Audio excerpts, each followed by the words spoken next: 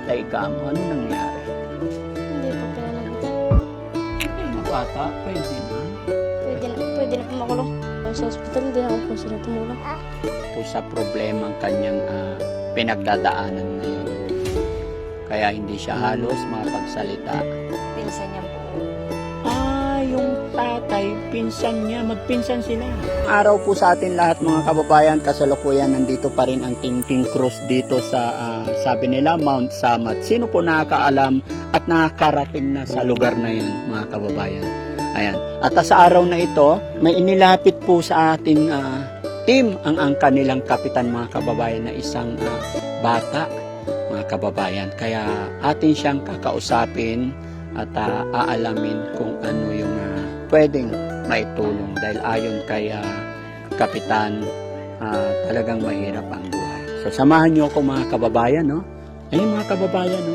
Yung mga katutubo may alaga silang unggoy.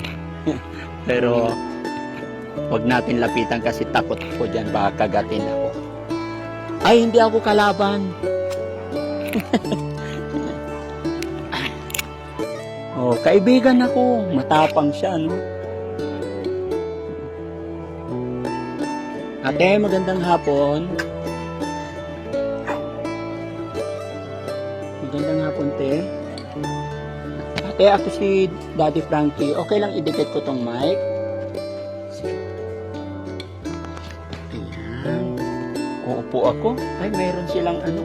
Ito yung hanap buhay nila dito, mga kababayan, no? Gabi.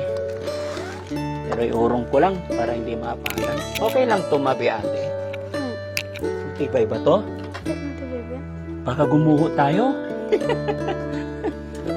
Ayan. Ate, ilang taon ka na po?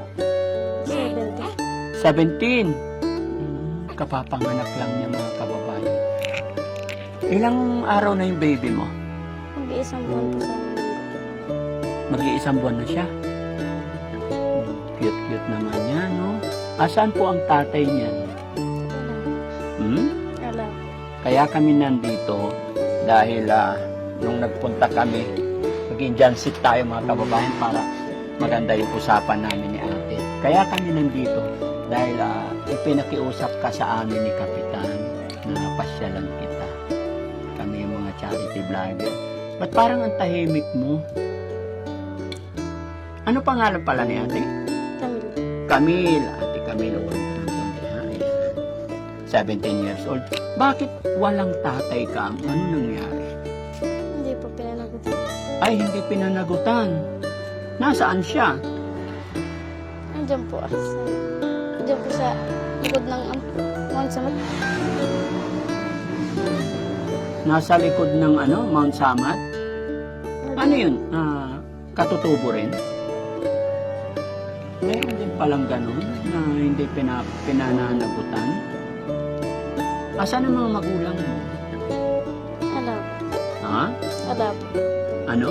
Ala po. Wala sila? Nasaan sila? Nasa bundok po. Nasa bundok. Paano ngayon yan? Nag-aaral ka ba? Naka-enroll po ako sa ALS. Nag-enroll ka sa So nga, ay, ang init, no? Nainitan si baby. Paano yan? Makakapasok ka pa? Ngayon po. Pag ilang buwan lang po. Pag ilang buwan na.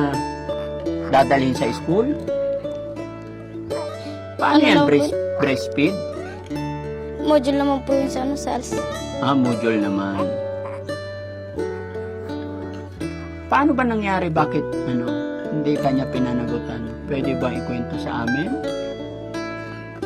Na ano po siguro, natakot. Siyempre po bata pa rin po siya. Ilang taon ba yon? 19. 19?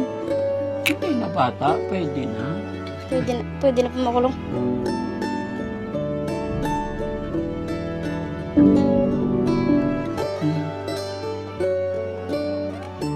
Ano yung anak mo, babae, lalaki? Babae. Babae. Nakita na niya yung baby niyo. Siguro pag nakita niya, baka panagutan na niya. Ayaw ko pong ipakita. Ha? Ayaw ko pong ipakita sa kanya. Bakit? Para may para suportahan ka niya. Nagsusuporta naman po sila. Pambili na ano. Nagsusuporta naman. Pero sabi po nila, titigil na raw po nila yung pagsusuporta dahil hindi raw po nila nakita itong bata. Kailangan ipakita mo para suportahan nila. Bakit ayaw mo ipakita? Nagkahirap-hirap po kami sa ospital, hindi ako po sila tumulong. Nagkahirap-hirap kayo sa ospital. Bakit? Doon ka nanganak?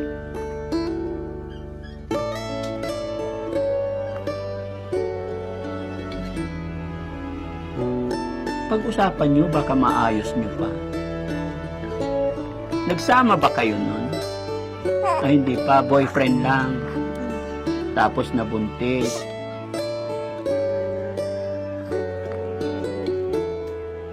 Umiiyak si ate. Ba't ka umiiyak, ate?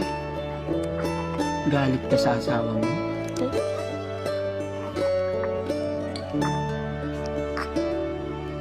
Kung sakaling nandito yung nakabuntis sa'yo, yung tatay ng bata, anong sasabihin mo sa kanya?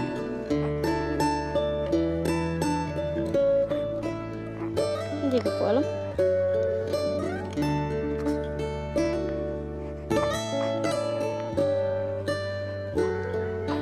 Sige ate, ingatan mo na rin yung anak mo ha. Huwag mong pababayaan. Kung ano yung pagkukulang ng asawa mo, siguro baka nabigla lang. Kausapin mo, pag-usapan nyo para may katulong ka magpalaki sa kanya, no? So ayan mga kababayan, mga kabarangay, no? Medyo hirap pang magsalita si ate dahil nga po sa problemang kanyang pinagdadaanan ngayon. Kaya hindi siya halos makapagsalita. At ayon sa kanyang kapatid is nandyan na po ang nanay. Kaya willing naman daw ang nanay na magkwento sa nangyari sa anak. Dahil sa ngayon po, si ate is nasa puder ng kanyang magulang. So nay, pwede pa dito nay. Ayan. Po ka dito nay. Ayan. Urong ka kunti doon nay. Ayan. Matibay naman to, no? Kawayan.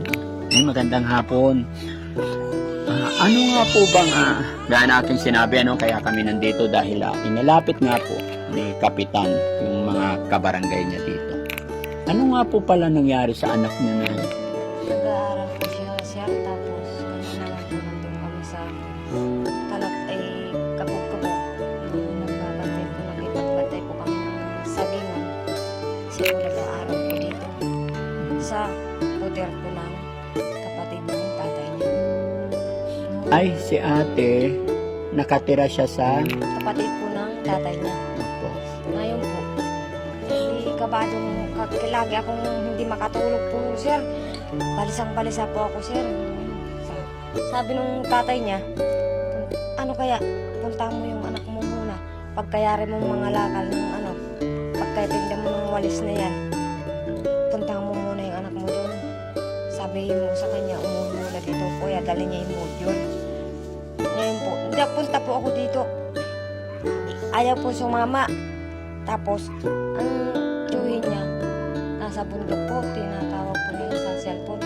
Tatay, sabi ng mga pinsan niya, kinukuha ni tita ko tong anak niya.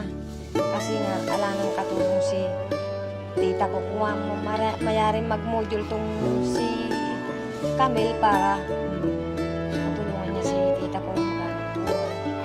Kasi hindi naman makapaghanap buhay. Pero bakit yung tatay? Asan po yung tatay ng bata? Ito po, sir. Ang tatay po ng bata na yan, hindi nagpakita po rito. Diyan sa diyan po sa kanila, sa bahay nila. Ngayon gusto niya po, kuhanin niya po yung batang maliit. Ang maiiwan po sa amin itong anak ko. Ang sabi nung mister ko po, hindi po pwede. Sabi mo dyan, sa lalaki na yan, huwag siyang tumuloy dito. Dahil ako, galit ako sa kanya. Bakit? Ginawa niya ng ganun nga po. Parang ano sila, dapat nga po naghanap na po siya ng iba. Huwag lang yung pinsan niyang buo. Yung tatay, pinsan niya, magpinsan sila. Oo po, magpinsan po silang buo sa tatay nitong bata. Iyan nga po yung kaya nga po hindi namin sila pinagsama kasi nga po, di po masama. Sa tingin ng tao, masamang tignan yan pag kamag-anak nag-asawahan, magpinsan buo yan, magkapatid tatay nila at nanay niyan. Kaya hindi po namin pinagsama, sir. Kaya pala. Inalagaan po namin siya hanggang nanganak. Kaya pala halos hindi siya makapagsalita. Ingatan nyo na lang siya kasi parang yun masyado niyang dinidibdib yung mga nangyayari. Pinagsama po sir kasi ano naman, malay mo sir, pagdating dun sa, kung katulad niyan, hindi naman na sila nagbibigay ng supply dito. Ay paano po itong anak, itong batang maliit? Kung ala po ako, saan po ako maghahagil? Gabi-gabi may pampers. Pampers ng pampers. Kahit ibili ko na lang ng asukal, ibibili ko na ng pampers ng bata. Lalala po, tumigil na po yung ano nila eh. Bigay nila ng pera eh, magkano lang po yung binibigay nila. Pero sir. hindi na kayo nag-usap ng tatay tsaka siya kung ano yung plano, anong gagawin. Kasi, sabihin na natin nandoon na, wala na. Pero, yung para sa bata na lang, yung pagkain, yung suporta sa bata. Ang usapan po namin sa may kay Chieftain, hanggang maka-1 taon po yung itong bata, tuloy pa rin ang suporta po nila pero wala po sir. Ngayon tumigil, sabi nila, nung maprimero po nitong buwan ng April, magbibigay sila pero wala na po, mag-iisang buwan na itong anak, yung apo ko, wala naman po binibigay sila. Magkano bang kasunduan ninyo? Magbigay po sila kahit pa isa-1,000 po ay hindi naman po natupad. Parang ano nila, baliwala yung sinabi ng Chieftain namin dito. Pero totoo siya, pinapahuli namin sa Christian. Kaya nga lang po, pinag-usapan po nila ako na wag ng pulis. Kasi araw-araw, buwan-buwan, saan ka kukuha ng pamasahe mo? Kung sakaling nandito yung tatay ni baby, ano sasabihin mo sa kanya? Hindi niyo tanggap. Okay. Sa tatay ko. Hindi, yung sa ano na lang, yung suporta na lang. Yung suporta na lang, yung padala na lang nila yung pera, pero alam mo, ano po sila binibigay sila. Kaya nga po. Sige, kung sakali, hindi sa pagsamahin nyo sila, pwede kang manawagan sa kanya, ano sasabihin mo sa kanya para suportahan niya yung bata. Pinagtaguan na nga po itong anak ko, sir. Pinagtaguan na po itong anak ko. Umuwi na po sila ng banban. Wala na po sila dyan. Ilang taon na ba yun? Ano po yun? 19 nga po yun, sir. Oo, nasa ustong gulang na rin.